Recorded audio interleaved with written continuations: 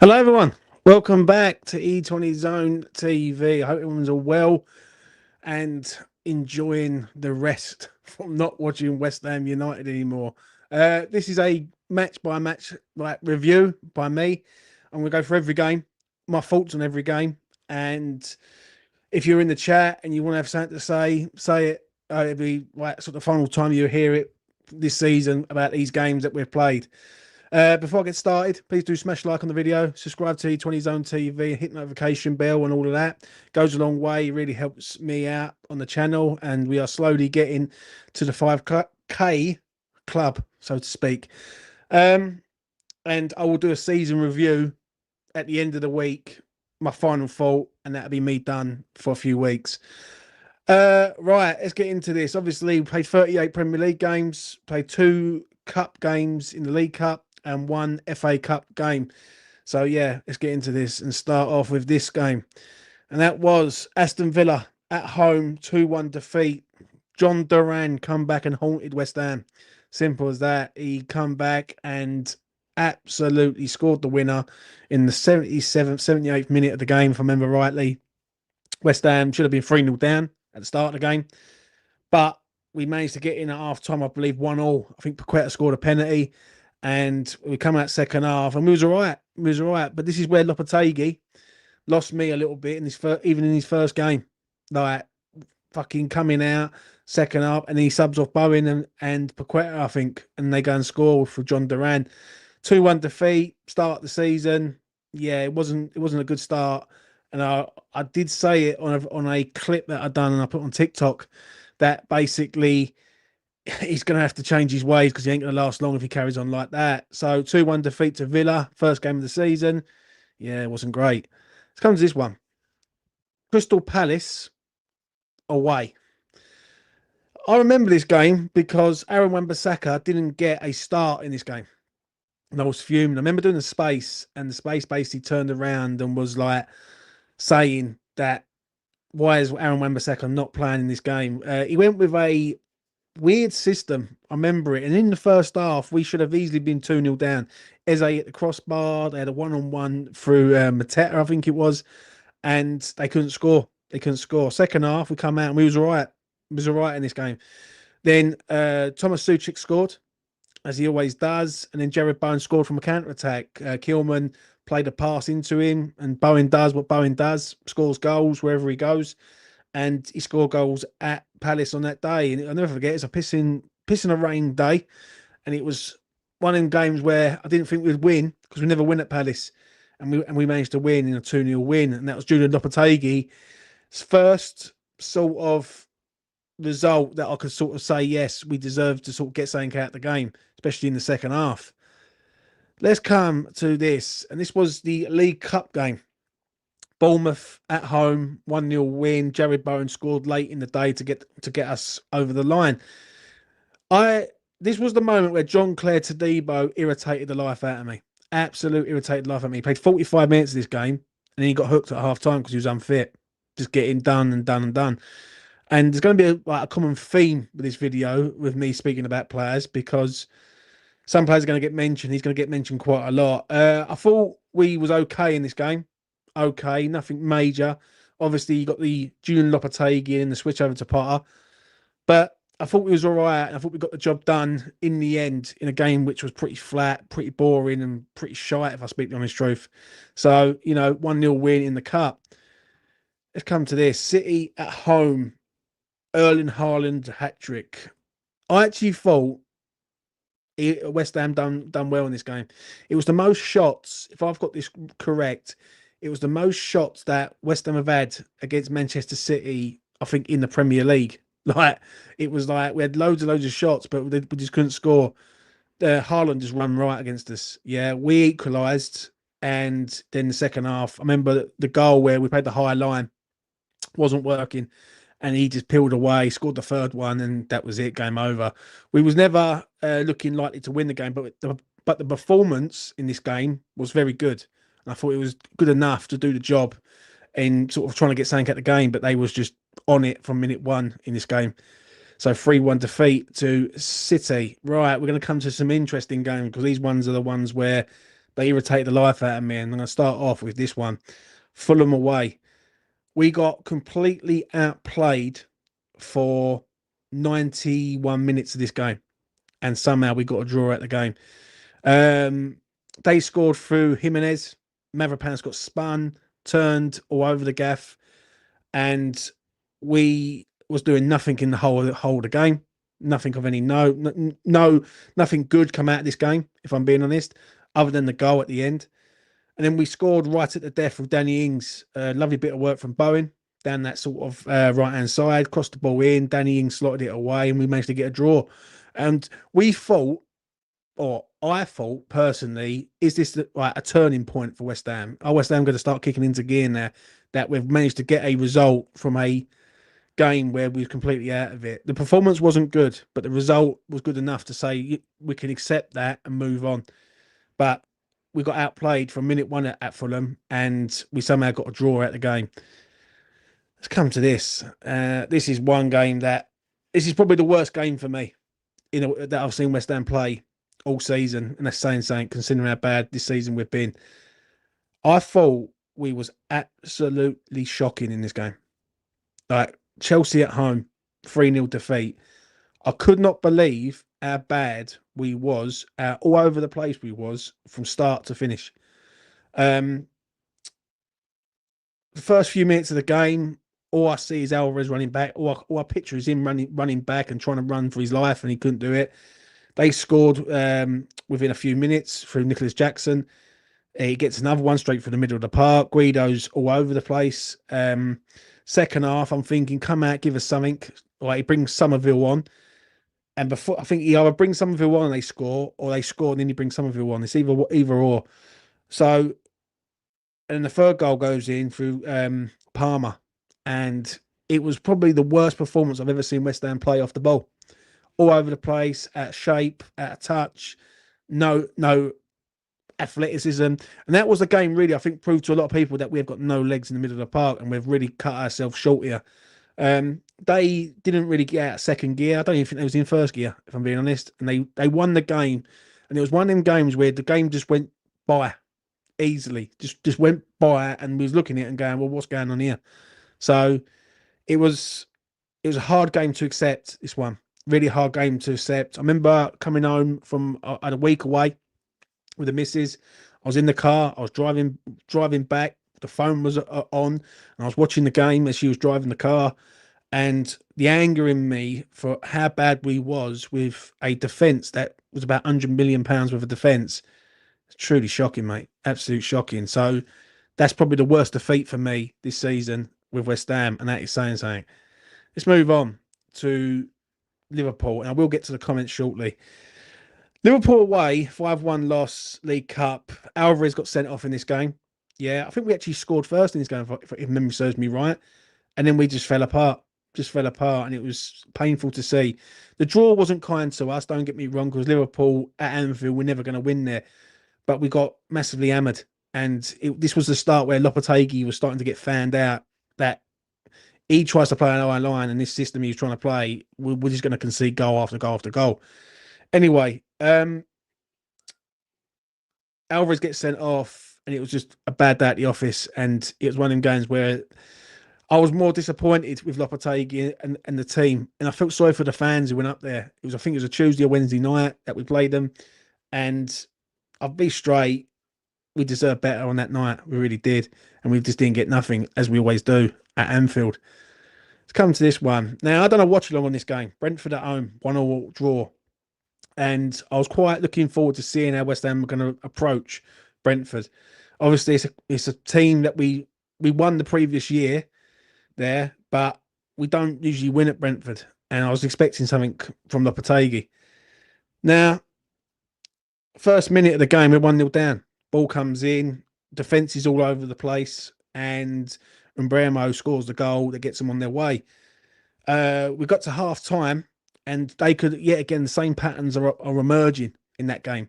That they come out, they started fast, they could have been 2 or 3-0 up. We didn't really do anything in the first half, got to half time. Second half, we come out, we scored through Thomas Souček, and we could have won the game, but we just didn't have nothing about us. And it was like in the end, it filtered out into a draw. They had the first half, we had the second half, and that's what it was. Obviously, also that happened at half time was the in-house fighting, like behind the scenes. Obviously, there was rumours going around that Kudus and Tadibo had a row with Lopetegui. That's the famous night when Lopetegui apparently got a clump. So, it was just a bad afternoon altogether. And the problem is with West Ham, it's just a Jackal and Hyde effect. Jackal and Hyde, Jackal and Hyde. And there was just nothing about us in that game at all, other than scoring the goal and going forward, but with no intent. So, is what it is. Right. Let me take that off for a second. Get to a few comments, see what people are saying. Potter has been with us since mid-Jan, and we've got worse. Well, Fox, we're going to talk about it, son. We're going to talk about it. William, James, it can only get better, hopefully, mate. Go on, you irons. Well, let's hope so, mate. Let's hope so. Right, I've got to them comments. Let's get back into it. Right, I'm going to go to this game. Obviously, we played them yesterday. We finished the season off with them, but the home fixture was a completely different story. We started off fast. For once in our lives, we started fast. We scored from Mikel Antonio after the first minute. The lap equalised, and then Kudus, Bowen, and Paqueta sort of sealed the deal and got it done. Our quality shone through in this game against a side that was just learning how to adapt to the Premier League. I got a bit gassy with sort of Tadibo. I thought, oh, is this the start of John Clare Tadibo's reign at West Ham? How wrong I was. I couldn't believe the season that he's had, but I'll get onto that later on. And, it seemed like it was clicking into gear. I thought maybe this is the start of Sank again. Like, it's like the start effect of, are we going to start to turn a corner? Just nothing of any note. So, 4-1 win. It was a good result, but I need to see more moving on to the next game, which for me is another one that I would probably say is the worst defeat of the season for West Ham. I remember the rant I done. I started calling out everyone. That was the moment I said Julian Lopetegui's got to go. We had no idea what we was doing in this game, and we self-destructed in a space of 7 minutes. 7 minutes, yeah. And we started off so well. We was very good in the first half. Guido Rodriguez in this game in the first 45 minutes was excellent. Mo scored. They equalised really against the run of play, and they really weren't doing a lot. And then at half time, if I've got this right, Ange changed his sort of tens into DMs or central midfielders, and he just playing balls down the side. And Son was just running in behind consistently, and players were running in behind consistently. And they just run straight through us. 4-1 defeat. Obviously, could have got sent off in this game in the end. Started want to fight everyone in a space of like the whole of North London. And, there's the famous clip that's gone round of like Tim Steidten standing there in the sort of tunnel and basically trying to G up the players before they go out. It just felt wrong. And we got embarrassed, humiliated, and it was disgusting. It was just disgusting performance against Spurs, a side that haven't been good this year. And we made them look 10 times better than they actually was on the day. But that 7-minute spell, I'll never forget the video I did. I even had to apologise the very next day to say, like, I think I went a bit over the top there. But it was embarrassing. And to lose against them at any time is bad enough. But to lose the way we did in the space of 7 minutes was completely shocking. I'll be honest. I will get to your comments shortly. Let's come to this one before I get to the comments. United at home. Now, talk about a daylight robbery. If you want to witness a crime that took place, this was in Stratford when we played Manchester United. This was the end of Ten Hag for United, and Manchester United in the first half should have been 5-0 up, and that is no exaggeration. They had chance after chance after chance. They could not score, and somehow we got in front through Somerville. And obviously, we got a moody penalty at the end that technically won us the game. And Jared Bowen sealed the deal, scored the goal, and finished the game. This was like a robbery, right? And I was happy with the result, but the performance was just yet again the same thing under Julian Lopetegui. You'd have a shit first half, good second half, and he just couldn't get a full match where we was decent either way. So yeah, I remember this game clear as day. We got completely outplayed in the first half. Should have been 4 or 5 nil down. Second half, we managed to score through Somerville. Then we got the penalty for Danny Ings, which was, when you look back on it, if that's given to us, we're all going mental. And yeah, like we got away with that one. I will say that. Right, let's get to your comments. Let's have a look, see what it's saying. Jazza is saying afternoon, Jazza. Um, I blame Kudus for Spurs trophy win. He didn't beat them up enough. Yeah, we'll say that, mate. Right, let's get back into it. Now we're going to take a trip, ladies and gentlemen, up to Nottinghamshire and to this game. Oh, let's go there. Bish bash bosh. There you go. Right, Nottingham Forest away, 3-0 defeat. The self-destruction in this game was frightening. Right, absolute frightening. Yet again, Edson Alvarez getting sent off for probably the worst tackle to ever give a red card, yeah, to someone who's an absolute brain dead idiot. Do you know what I'm saying? Literally slides in on the yellow card, if I've got this right, and he takes the geezer out, and he gets sent off. Hudson Odoi scored for them, I think, late in the day, and they were good, but we, yet again, we was the masters of our own downfall. Just absolutely crap. Nothing about us. We went up there, and I remember this game, like, obviously covering E20 for as long as I have. Remember back in West Ham, I actually believe West Ham could go there and win, and I couldn't believe how bad it was. Obviously, Nottingham Forest went on to have a good season, but nevertheless, we should be going out there and at least competing, and we never did. Just simply never did in that game. Poor, completely poor. Come to this one, and that is Everton at home, 0-0 draw. I'll make this short and sweet. It was probably the most boringest game that I've watched this season, if I'm being truthful. We did see Lewis Guilherme, so that's a start. Like, he comes on, I think, on the late in the day, 80th minute, 84th minute, something like that. There was nothing really about us. They had Deitch in charge at the time, and it was just nailed on draw from the start. I think I even predicted a 0-0 draw in the preview. So, it was one of them games where I was like, yeah, mate, this is not good from Julian Lopetegui. It's too inconsistent. It's too erratic. It's either very good or it's absolutely awful. So, yeah, 0-0 draw. Less said about that, the better. Now, when I come to this one, and that is Newcastle United away, 2-0 win. I remember this game clear as day. Yeah, Monday night game. People were enraged that people had to go up there on a Monday night, which I thought was rightfully so.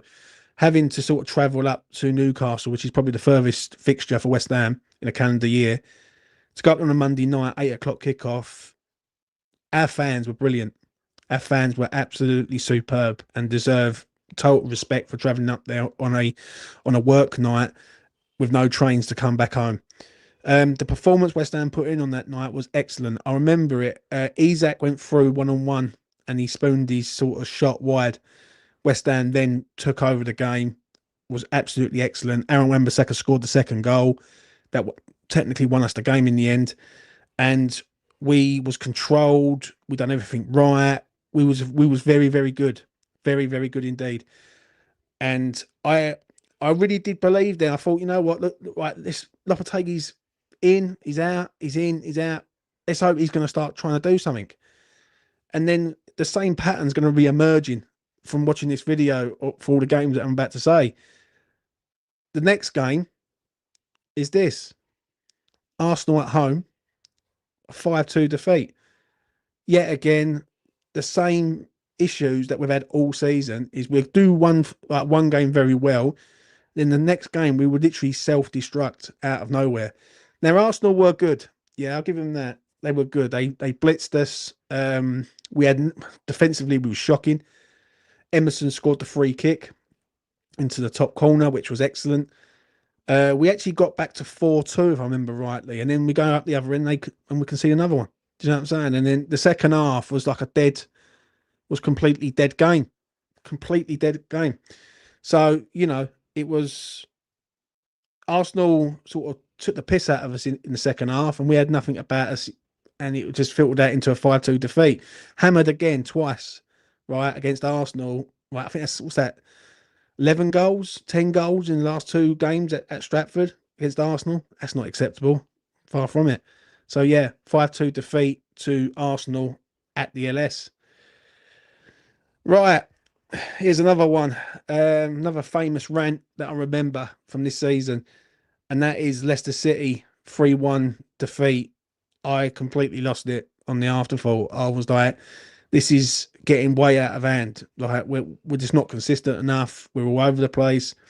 Now, in this game, the scoreline doesn't reflect the game. Yeah, West Ham in this game were making chance after chance after chance, but we play a higher line and we have to deal with Jamie Vardy. It just made no sense. Just made no sense. He scored within, I think, the first 10, 15 minutes of the game, if I remember rightly. And after that, we was just shit. Just shit. And they scored another one and another one. And Krug scored late in the day with the header. And the game filtered out into a 3-1 defeat. That was Ruben van Nistelrooy's first game in charge of Leicester City. And for them to go and win their first game against us and then lose the next 8, 9 games in a row, it wasn't, it just wasn't acceptable. It just wasn't acceptable. So, yeah. Now, I'm going to say this, yeah, before I get to the next game. Obviously, this is coming up to the start of December now, and there was an incident with Mikel Antonio which sort of derailed the club. On the Saturday night, we got wind of basically Mikel had a car accident, and I thought he had died. I'll be straight, and it was all going around social media. And West Ham didn't play Wolves till the Monday, and against Wolves, it was one of them games where I turned around and said that Lopetegui has to get a result or he's gone. It was against his former club. There was no more excuses now. He had signed some good players, and what's going on basically? This was the game where Thomas Suchek scored, and then Jared Bowen scored the winner, held the shirt up in front of the Bobby Moore lower, and sort of showed respect to Mikel Antonio. Obviously, the boys had gone through the mill over the last sort of 48 hours before that game, and that game was a emotional sort of tribute to Mikel. So I was really happy with the result, and it sort of saved Julian Lopetegui's job for now. Right, let's come to this game. And that's Bournemouth away, 1-1 draw. I remember this game very clear. 16th of December, my birthday. I had a really good birthday, and I was going to watch West Ham in the evening, which I love this club like everyone else. We scored, and we scored for Lucas Paqueta scored the goal, and we was on the verge of winning the game away at Bournemouth. Then their sort of midfielder, Turkish midfielder, I think it was, scored probably the best free kick he's ever scored in his life, and they ended up sort of like piling on at the end and could have won the game, but we managed to get a draw at the game. Another game where we went 1-0 up and we let it go, and that's another theme to this season. Like scoring, going ahead, and then basically folding, either drawing the game or losing the game from a winning position. So bad. But it was against the Bournemouth side who were in really good form, and I was expecting Bournemouth to really sort of smash us to bits to a point, and they didn't. So it was a good 1-1 draw. Right, let's come to this one. That is Brighton at home, 21st of December. I know where I was on that day. Right, they were good. They were good. Obviously, could have scored the goal to equalise, I think it was. And at the end, they were just all over us, and they should have won the game at the end. I think they hit the post. I think the ball trickled across along the line, and it was just a mayhem in the last sort of few minutes of the game. But somehow we managed to get a result out of the game, which was a good draw, really, against a Brighton side that were sort of in good form. In good form. And I was like, you know what? I can accept that. Right. These sort of games that are coming up, getting a result here and there is going to build confidence. And I thought that this was a good confidence boosting result, so to speak. Right. We didn't deserve to win the game, from what I remember, but we didn't deserve to lose the game. And if we'd have lost the game, it would have been like another defeat. But yeah, just before Christmas, this one was the one, if I'm being honest. Right, Boxing Day. Great day. I done a live watch along for the Southampton game, and I see Jared Bowen score the winner there again.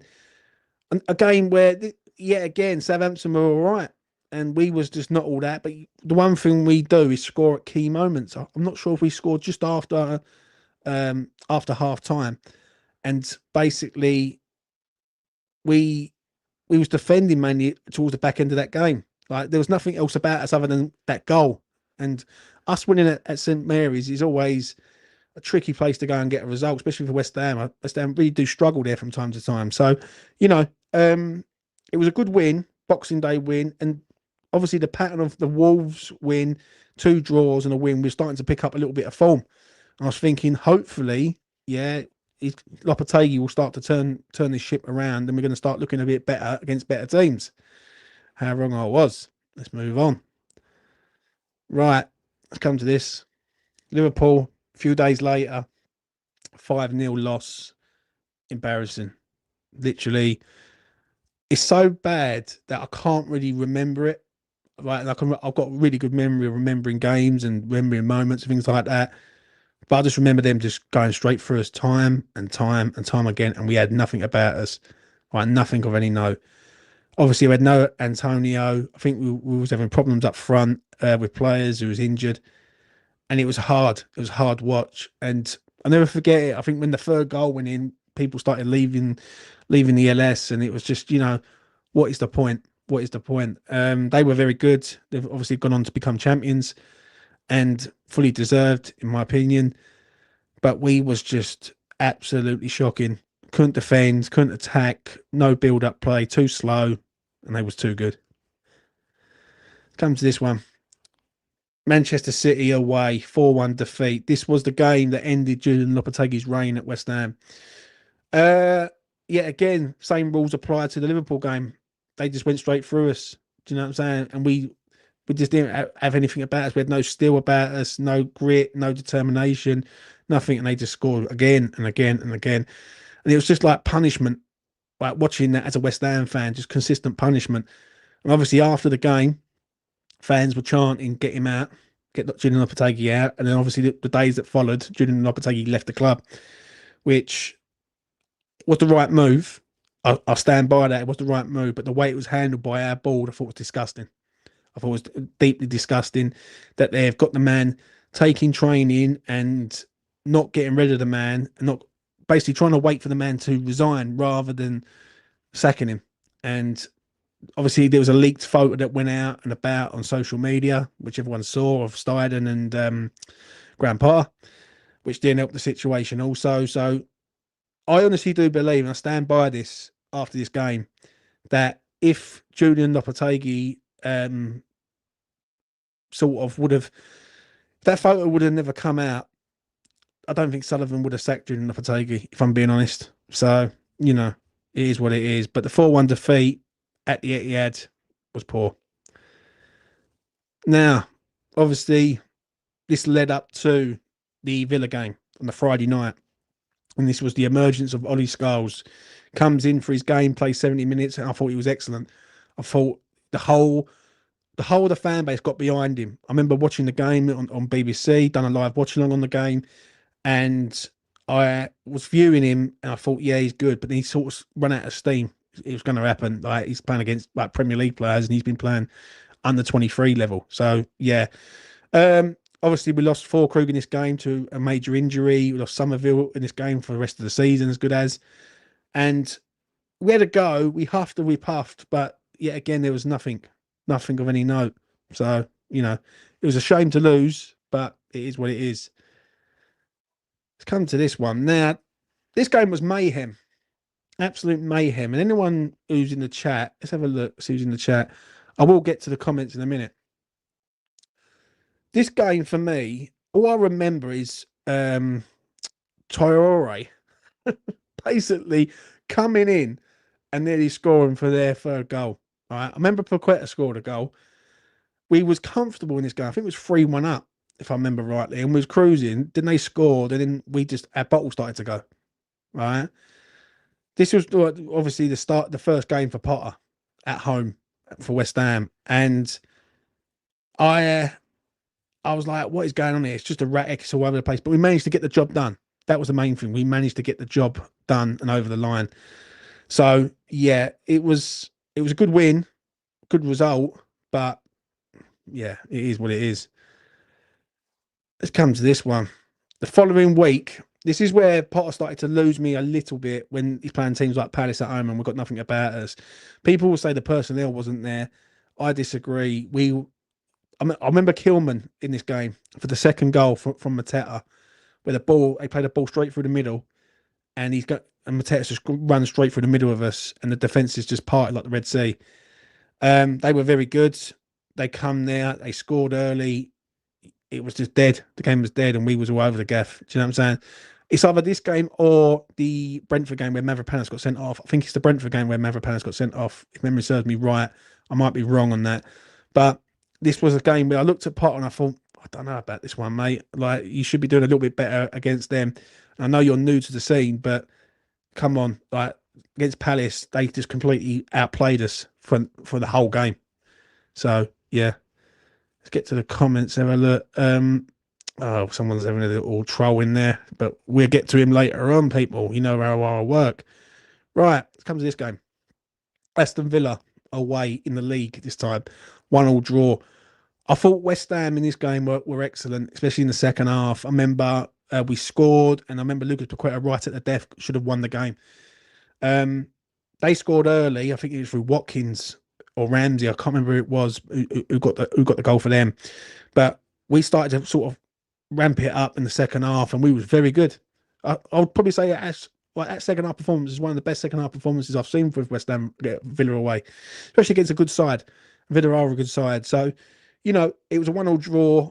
We was gutted that we didn't win, and that said a lot about us. Us being gutted not to win the game was like saying a lot. And with Potter, people was like, well, let's see what Potter can do now, and we'll go from there. So yeah, 1-1 draw at Villa Park. Then we went to his former club, Chelsea. Jared Bowen scored first, and we wasn't good in this game. I'll be honest with you. We scored against the run of play. Obviously, Pedro scored for them. A bit of a mental goal, if I remember right. I think it was a few deflections and things like that, and it managed to go in. And then they scored it right at the end. Obviously, Andy Irving played this game, and again, it's the same thing. We go 1-0 up, we're looking to build on it, and then we just fall apart. And it's like a common theme with Potter, with this, what I'm about to do. So, Chelsea weren't all that, but they was good enough to beat us, especially in the first half. That they was all right. They was all right in the first half. Second half, they weren't. There was nothing about us, and we didn't even lay a glove on them in the second half to a point. So, is what it is. Now, this is another game that I'm going to get to, and it's Brentford at home. Another one of them performances where we just got completely outplayed. Completely outplayed. If memory serves me right, I think Mav got sent off in this game. I think this is the game. If my memory's right, Mavropanos got sent off against Brentford. We done nothing at all. I don't even remember us making chances or doing anything of any note. They scored. They shut up shop. They said, "Come and break us down," and we had nothing about us. And the problem is with Potter is there was no sort of gung ho approach, right? He had people on the bench, like, don't forget, Evan Ferguson had just arrived, and he comes on, and he was running about at the start of that when he come on. So it was just flat, and not good enough, and not acceptable, really. But then, ladies and gentlemen, we go to Arsenal and we win. Now, this game for me is probably the most together I've seen West Ham all season. If you want me to be straight, when they turned up at this game, it felt like the whole club was together. Yeah, the players, the fans in the ground, and everyone all around the world felt like, yes, we're going to go there and we're going to turn these over. I thought from minute 1 to minute 95, 96 of that game, we was excellent in that game. Defensively, we was good. John Clare Tadibo was excellent in this game. And he's bad in some games, and then he's good in this game. I thought Mo was good in this game. Obviously, Bowen, yet again, scores the goal from the Aaron Wan-Bissaka cross in the first half, just before half-time. Lewis Skelly gets sent off early into the second half through bringing down Mo. And I just thought we were superb. I thought we rattled them. We slowed them down.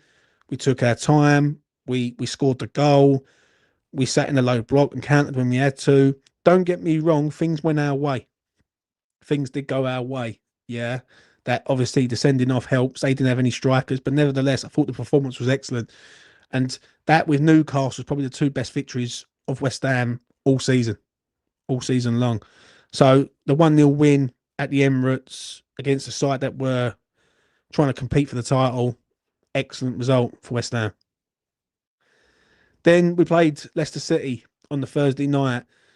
And I've had this debate with people on sort of spaces, and they've said, how would you assess, James, the Leicester City game? Because that's the game that we won, and it's 5 games that Potter's won in his reign at West Ham so far, and this is one of them. I just thought it was controlled. I thought West Ham were controlled. I thought they scored for Bowen.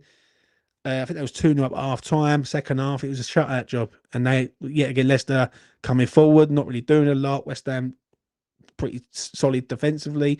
The structure with Potter was right, and the defensive sort of aspect was right. But the balance from attack to defence and defence to attack was just not right in other games. This wasn't one of them. Right, control performance, good win. Yeah, can't complain. But this game, I can complain. This is Newcastle at home, 1-0 loss. Newcastle had a game on the Sunday against Liverpool in the League Cup final. So they played West Ham on the Monday night, if memory serves me right. We was in the game, but we wasn't doing anything. I don't think we had a shot on target to the 60th minute. And this is where it was irritating me. We was playing it at the back, sideways, back, playing it to midfield, but there was no oomph about going forward. Obviously, Bruno scored for them, and it was a poor goal to give away.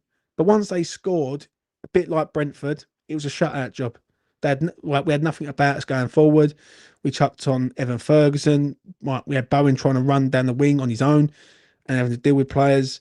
It was just a game where I just felt it was like there was nothing with us. There was nothing with us, and we should have been all over them. I never forget someone said something in my comment section on here. And they said, Newcastle got a cup final in 4 or 5 days' time, I think it was.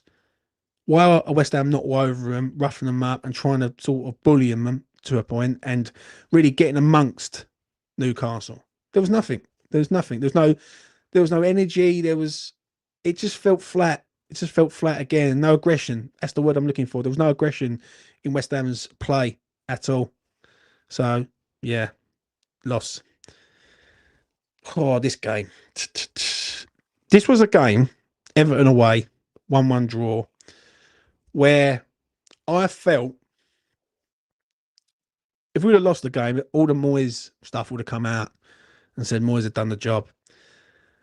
I thought first half it was 2 shit teams, but we was the better of the shit, if I'm being honest. Second half, we score. Thomas Souček scores the goal. Excellent finish. But this is where Potter lost me a little bit, and this season with Potter is we go 1-0 up, and then he's about to bring Evan Ferguson on, stops bringing him on, and he starts to try to bring on defenders to try and defend the 1-0 lead. Now, Moyes was bringing on attacker after attacker after attacker, right? And as the game was going on, we was retreating and retreating and retreating. And they scored a pretty decent goal to equalise. But then they could have won it at the death. They really could have won it at the death. I remember their sort of tricky winner, Alcaraz, I think his name is, sort of cut inside, took a shot. I mean, it's gone like a foot past the post. Like if it goes the other side of the post, it's in. And you know, it was poor. It was poor from us, from being in a winning position and then giving it away. Just literally give it away on Merseyside. I remember saying it on the video, and I wasn't impressed with that.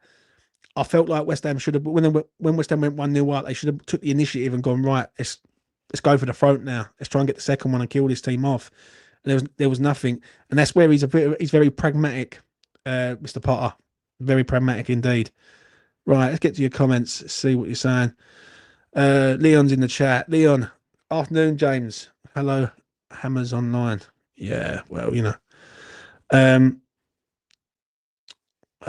Isaac's in the chat, and he's still stirring up hate, ain't you, Isaac? So what we do with you, Sam, we we put you in the corner. That's what we do with you, Isaac. So there you go.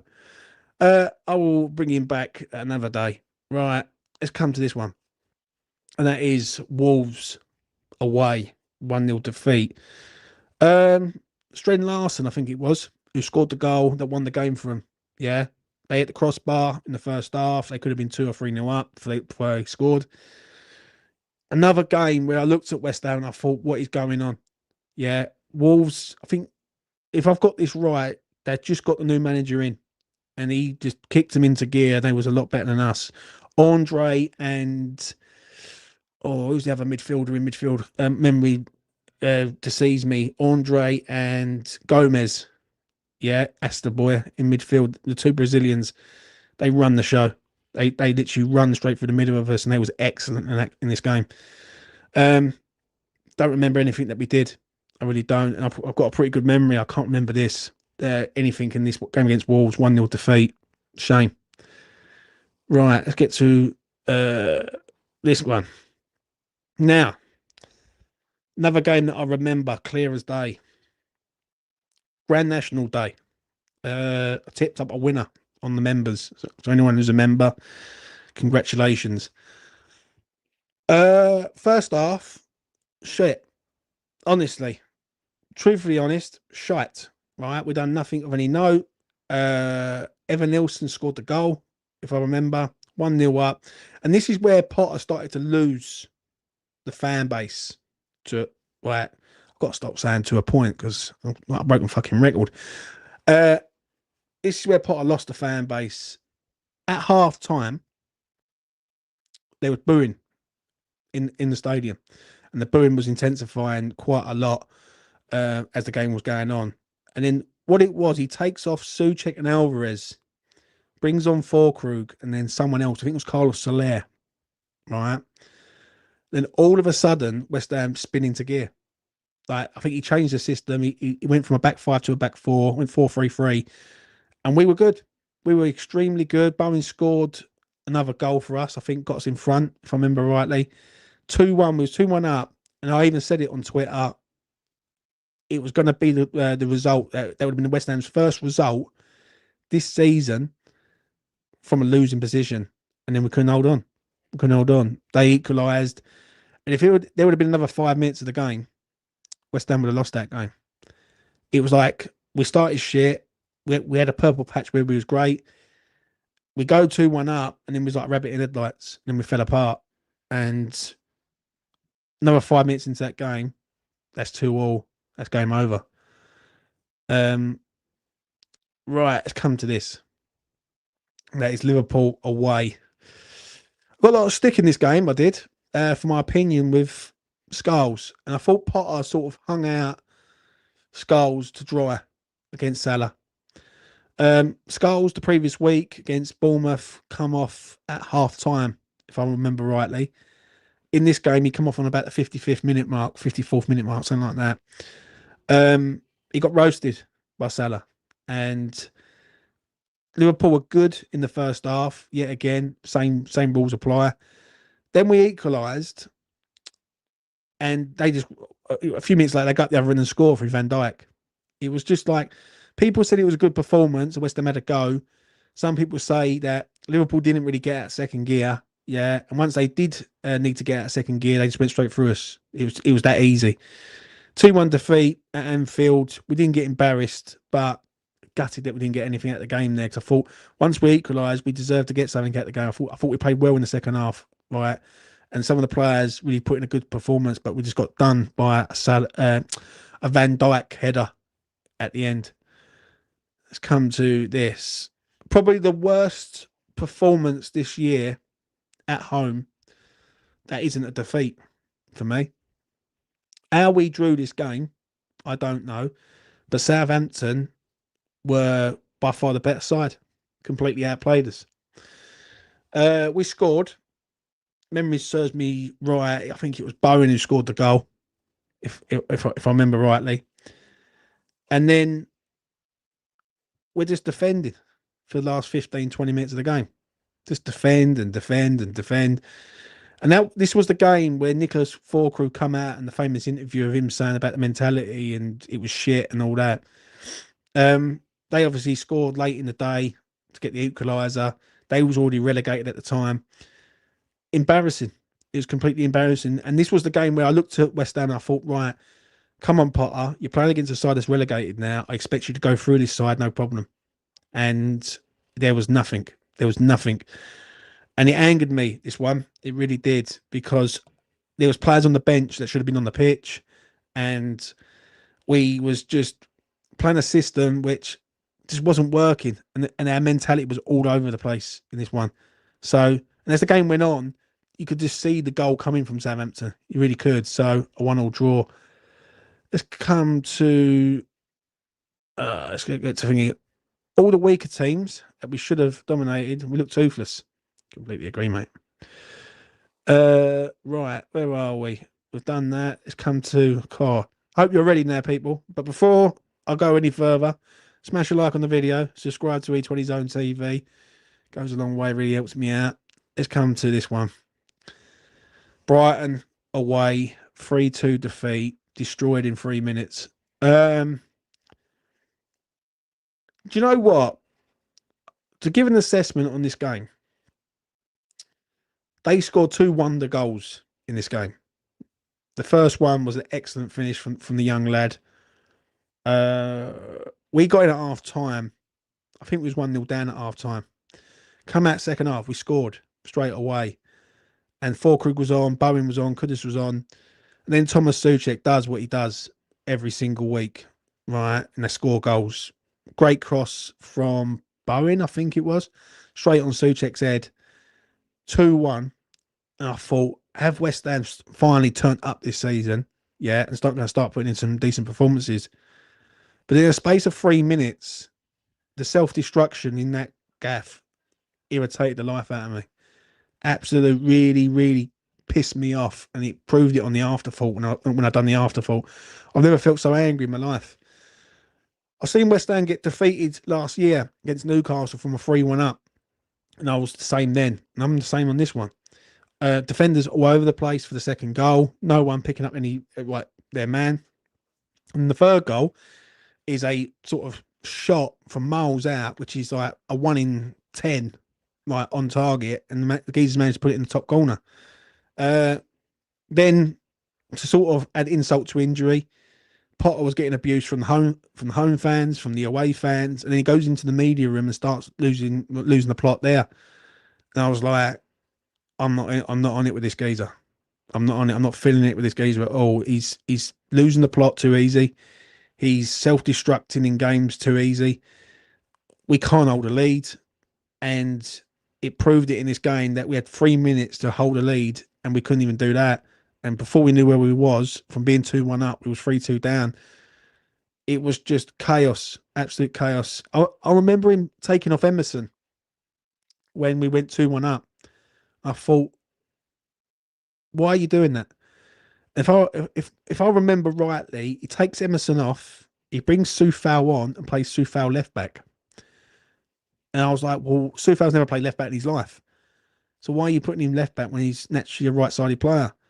And it just felt all over the place yet again from Potter, which worried the life out of me. It really did. Poor defeat. Unacceptable defeat for me. And probably one of the hardest defeats under Potter's reign is Brighton away. Let's come to this one.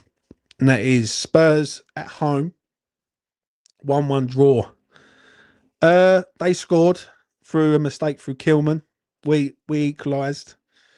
The game pretty much evened itself out. We didn't really do anything of any note. They had just played a game on the Thursday night. I think they played Frankfurt on Thursday night. So I was expecting West Ham to really go to town on Tottenham.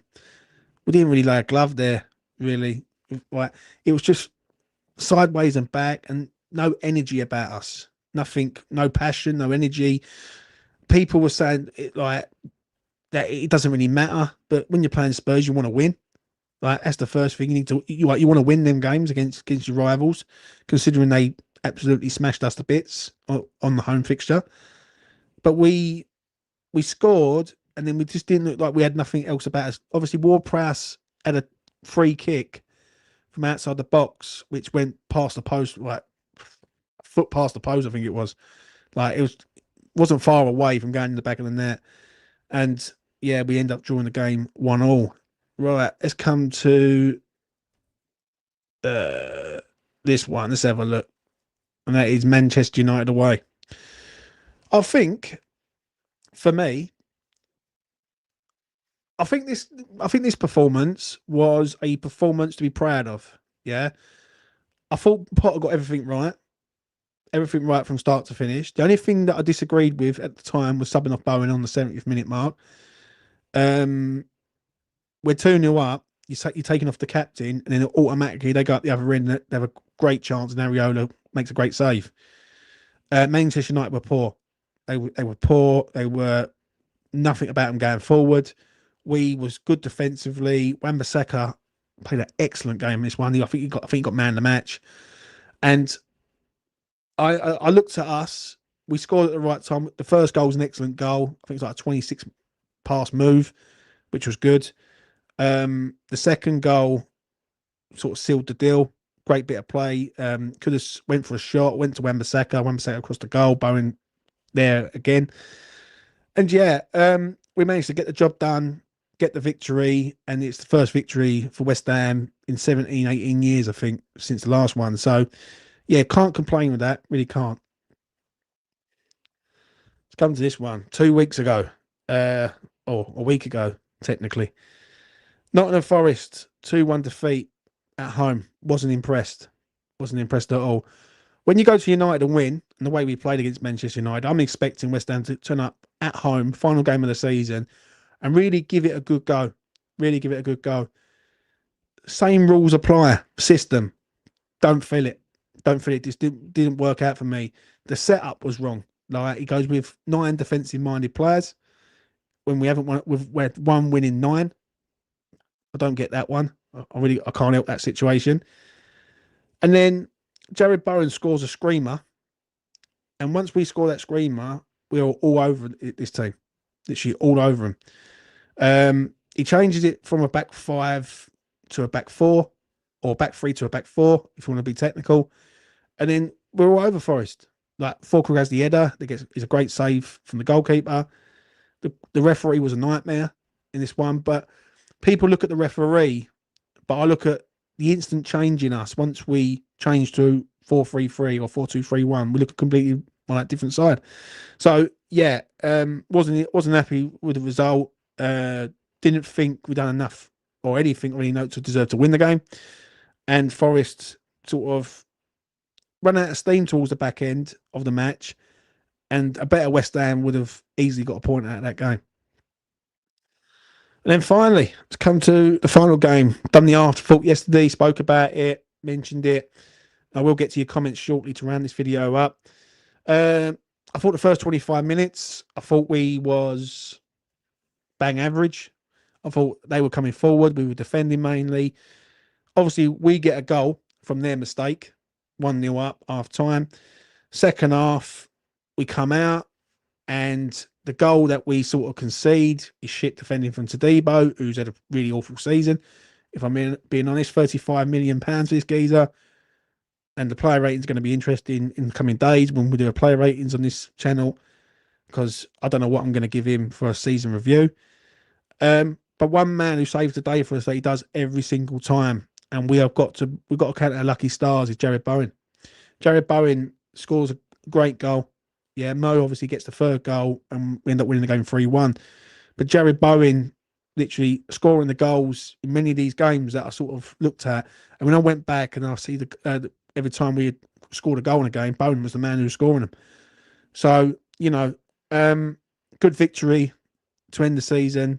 Good to see all the players like saying farewells. Good to see Fabianski in the goal. Final time. I think he should have been in goal against Forest. I don't think we lose that game with him in goal. But it is what it is. 3-1 win away at Ipswich to round it up. Now, let's get to your comments. Let's have a look, see what you're saying. At the time, I agree with Aaron Wan-Bissaka being Hammer of the Year, but now I feel that we possibly would have been relegated without Bowen. Completely agree. Worrying the times ahead, folks. Yep, we'll get to that one. Steve Palmer says we're having so exciting transfer window run by corporate professionals to look forward to. Yeah. I just that's been the season review. I was going to say this to round up what I'm going to say, and I'm going to get to your sort of comments and sort of wrap this video up. When I go through that, and when I went through it earlier this morning, and I started writing down the results and what happened, and going back and really remembering really some of them games. Some of them games were so embarrassing. Like, I mean, literally borderline criminal offences. Like Chelsea at home will always be remembered for one of the worst performances I've ever seen West Ham play. And I watched that game in a car driving back from Norfolk, going to Suffolk to my missus's place before I headed back to London. I've never felt so much anger with the Chelsea game. The Tottenham game irritated me because it felt like they didn't understand what it meant to play Tottenham at White Hart Lane, and started getting involved in sort of the team before the team were coming out. That didn't feel right to me. Obviously, we had the incident with Mickey, which was hard at the start of December, but then we got the result against Wolves. Then Lopetegui got the sack. And then sort of Potter, it's a growing trend. It's a growing trend. Like West Ham would always go 1-0 up in games, but then we wouldn't be able to hold the lead. Like, and you've just seen it there. I've covered 18 games with Graham Potter. I think 9 or 10 of them we've got in the lead every single time, and we've managed to sort of either draw the game or lose the game from a winning position, which is a bit worrying. It really is. So it's been a painful season, and I ain't gonna sugarcoat it anymore. But when I go through this season, we've had 2 different managers. We've had players that haven't been good enough. We've had a fan base that's been suffering, really, if I'm being honest. Like, this fan base has suffered this season. And I look at Lopetegui and I look at Potter, and I don't really blame them. I really don't. I look at the owner. And I've always said this. I said last year, you can get rid of Moyes, but just remember who runs this club. And to go out and get Julian Lopetegui, Sullivan might have just set us back about 3 or 4 years. I'm hoping that Potter gets his players in. We start seeing a different side to West Ham with energy and enthusiasm and pace and power, and a team to be proud of. Like this season, I haven't been proud of West Ham. Do you know what I mean? Arsenal was a great win just to do them over. But, when I look at games this year against teams where we should be competing, we're nowhere near it. We're miles off. And that's the sad part about it, if I'm being honest. So, yeah. Get your comments in before I wrap this up. Let me know what you think on what you've heard in regards to this video. And I will be doing a player ratings with Lucas at some point this week. And I'm going to get a few people on to get their season reviews and go through it. But when I was going through it earlier on, as I say, and looking at the results and looking and remembering them, some of the games have been criminal, absolute criminal. So, yeah, let me know what you think in the chat. Let's get to Frog in the Well. We should have kept Fab while we're looking for a new goalkeeper. Flog Areola while he's worth something. A lot of people are saying that, mate. Amount of people I know saying that on Spaces over the last sort of 24 hours. I've done a space last night. And I spoke to a few people and they said they actually feel sad for seeing Fabianski go. And I actually feel sad for seeing Sufal go, really. Really do. Like, he's been a good servant to West Ham and I don't think he really wants to go. Jazza says, yes, James, a team to be proud of, even under Billage. We were often defended like clowns. It was a team we were proud of week in, week out. There you go, mate. There you go. Right, I'm going to wrap this up right there, people. I won't disagree with anything you said, James. Now, listen, like, get your comments in the comment section and let me know what you think. Because obviously, I'm going to put the timestamps in there. I'm not happy with this video. I'm not going to lie, because I keep repeating myself over and over again. I'm like a broken fucking record, but I've got to reword myself and sort myself out. But to round up the video, that's your 38 games in the Premier League, 2 League Cup games, 1 FA Cup game. Got blitzed in the League Cup game, and we've had some heavy defeats this year.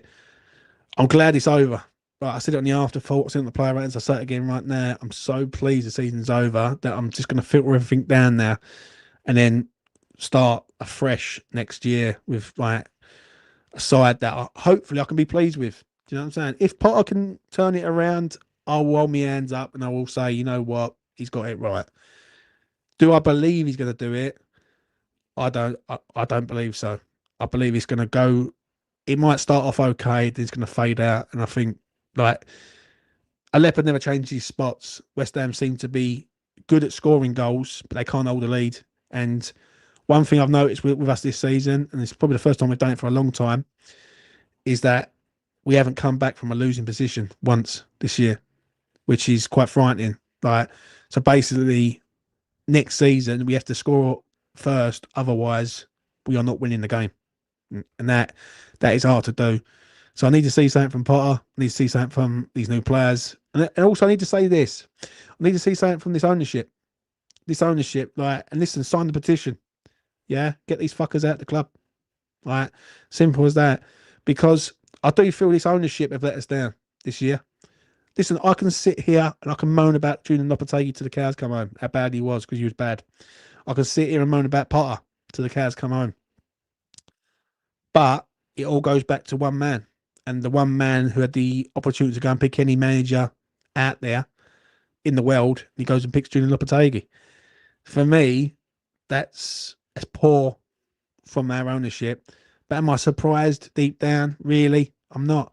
Because he does it over and over again. He does the same thing over and over again. And I just hope he doesn't get involved this season with transfers. Because I'm going to say it and people go, oh, yeah, it's the same every year. This year is a big year for West Ham because this transfer window has to go smooth as silk. And if it doesn't, I fear the worst, mate. I really do. Let's see what Damien's got to say. Sign the petition. I defended the ownership last season. James will tell you, but they have been disgraceful this year, pure and utter. I haven't backed this ownership for a long, long time. Yeah, probably at least minimum 9 years ever since the move, really. And this year they had a chance to build on a ninth place finish last season. We've managed to finish 14th this season. Let's make sure we don't finish 18th or below next season. If we do, none of us are going to be pleased with that. Anyway, I'm going to love and leave you. I've done my set for today. Smash a like on the video. Subscribe to E20 Zone TV. Hit notification bell and all of that game. It goes a long way. It really helps me and the boys out. I want to apologise to the people in the chat if I've repeated myself about 700 times with wording that I've been saying. I've got to learn to sort of express myself a bit better, but it's a learning curve on YouTube, mate, I'm afraid. And I've got to get better at that because, yeah, I can be an annoying prick at times. So, yeah, I do apologise for that. And I will try and become better sooner rather than later. Anyway, have a good bank holiday Monday wherever you are. Be safe, be well. This week, I will be trying to get Dan Lawless on from West Ham Fan TV. I'm going to get Tony on from Hammers TV or Hammers Football TV. Me and Luke is going to try and do the player ratings. Then I'm going to give you my final thought on the season as a whole. It's going to be a video that's going to go out probably at the back end of the week. And also, shout out to my brother, Mitchell. He will be coming on Thursday. There'll be a video again, getting him on. And it'll be interesting to see what Mitch thinks. Because I like Mitch. I've always liked Mitch. Mitch says it from the heart. He doesn't have an agenda. And he's not afraid to express his view, whether you like him or not. So, yeah, shout out to Mitch. And I've got plans for E20. I really have. I've got plans for something lined up in my mind that if I can get it to click into gear, then hopefully there's brighter days ahead for us on E20. But let's not run before we can walk. And I've done enough running this season. Anyway, take care of yourselves out there. Be safe, be well, and all the best to you.